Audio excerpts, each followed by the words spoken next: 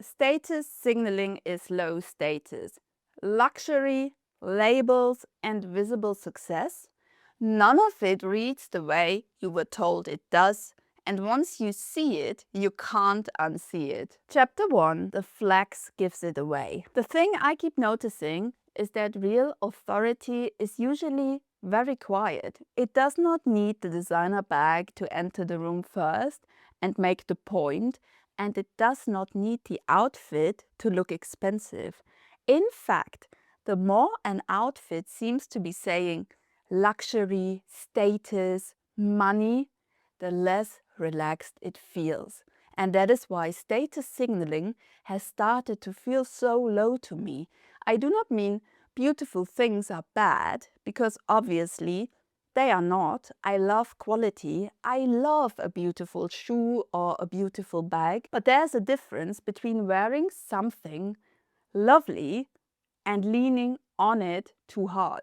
You can see it straight away when the bag is doing all the work and when the logo is the main thing, when the whole look feels built around being recognized rather than around the woman herself. And that is when it stops feeling chic and starts feeling a bit needy. It feels like the outfit wants too much attention. It gives the impression that it wants the room to understand how much was spent and how much the wearer knows. And once that energy creeps in, the whole thing drops. Because real style does not need that much explanation.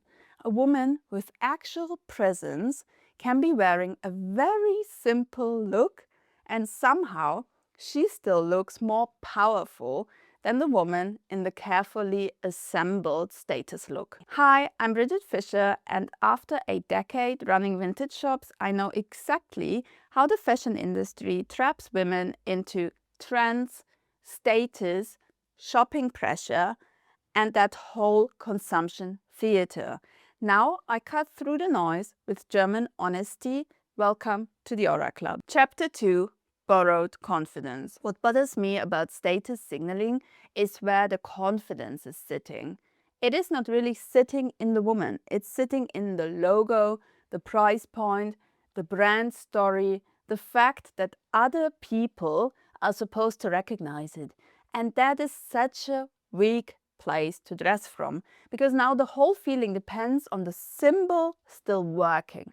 It depends on people noticing it, reading it correctly, and giving the little reaction the outfit was built to get. That can give a short lift, of course. A woman buys the thing, wears it, and for a moment she feels a bit more complete and a bit more convincing. But it never lasts, because the object was doing emotional work. It was never going to do well for a very long time. And that is why this kind of dressing often feels restless. Nothing settles. There's always another piece to add, another upgrade, another purchase that promises to finish the look properly. And that is where the problem really starts. The woman is no longer dressing from her own standards. She's dressing from what I call social hope. She's hoping the symbol will close the gap. That is expensive, it's draining, and it's one of the clearest signs that the machine still has access to her. By the way, if you want more style autonomy and less influence from shopping culture, the status game, and all the pointless fashion noise, come join me in the secret Aura Club. Every Monday you can share one thing you're thinking about buying, and I will give you my honest opinion before you do, so you can avoid shopping regret and make better decisions. And beyond that, it's just a really good space for honest style conversations with other women who want less noise and more clarity. I'd love to have you in there. The link is below. Chapter 3. The machine profits from the gap. The fashion industry does not make its money from women feeling settled, certainly not from women who possess real style autonomy. It makes its money from women feeling slightly off, slightly behind, like something still needs fixing. And that is where the profit is. If a woman feels calm in her wardrobe, if she trusts her own eye, if she can just get dressed and move on with her day, she's not very useful to this system. The system needs a small gap to stay open. It needs her to feel that the bag could be better. The jeans shape could be newer, the shoe could be more current, and the whole look could say a little more. And status signaling fits perfectly into that because it offers a very fast way to try to close the gap. Buy the symbol, show the symbol, and for a moment there's that little feeling of relief. Maybe now the outfit looks more convincing. But the relief never lasts because insecurity marketing only works if the standard keeps moving. And that is why the pressure is constant. There's always a new version of polished, a new version of expensive, and a new version of relevant. A woman with style autonomy is much harder to sell to because she's not shopping from panic. She knows her style territory, she has standards, she's using the basic power system, which you can download for free from the link below. And she's not mistaking luxury mythology for self-respect.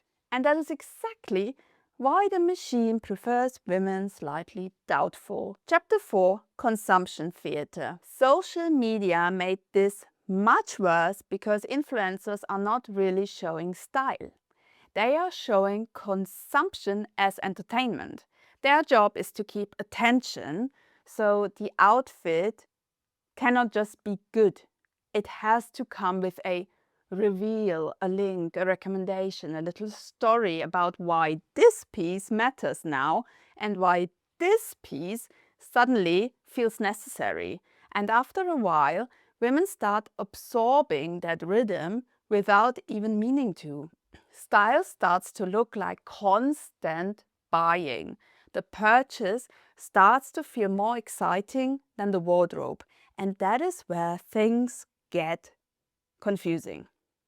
A woman can end up with a wardrobe full of perfectly nice pieces and still feel oddly unconvinced by all of it, because half of it was bought under someone else's spell. The influencer has already moved on to the next thing, but she's left with the cost, the clutter, and that familiar feeling that her style still has not quite settled. And that is what I mean by consumption theater. It is not really about clothes, it is about keeping women watching, wanting, and buying. And the Aura Club exists to help you build real style autonomy instead. If you're just starting out, the core style system is where you begin. It gives you a full wardrobe framework and helps you define your style. And once that foundation is in place, Style After 40 helps you unlearn the outdated rules and shop with more clarity. And if you want my eyes directly on your closet, the Aura Audit is the most personal option I offer. Everything is linked below. Chapter 5, the higher move. The higher move is when a woman stops trying to look high status. That is where grown women's style starts. Grown women's style is when status signaling stops working on a woman at all. She sees the bag, she sees the label, the whole little performance around it, and nothing in her flinches. There's no low-level discomfort, no little feeling of maybe I need that too, maybe this is what is missing, maybe that is what would make finally more sense for me and make me look more convincing. None of it. And that is such a good place to arrive at, because so much energy comes back the moment those symbols stop having that hold. And that is why I love this quote by Jane Birkin. She said, "I feel most comfortable in an old pair of jeans, Converse, and a man's jersey. My best friend cuts my hair with kitchen scissors." Not being faced by the status game to me is the higher move. Not reacting, and not paying for symbols just to steady the self. A woman who knows her own value, knows her own taste, and lets the noise pass straight by her because she has real style autonomy. And if you want to know why you looked better when you had less money, I break it all down in this video here. And always remember, confidence looks good on you.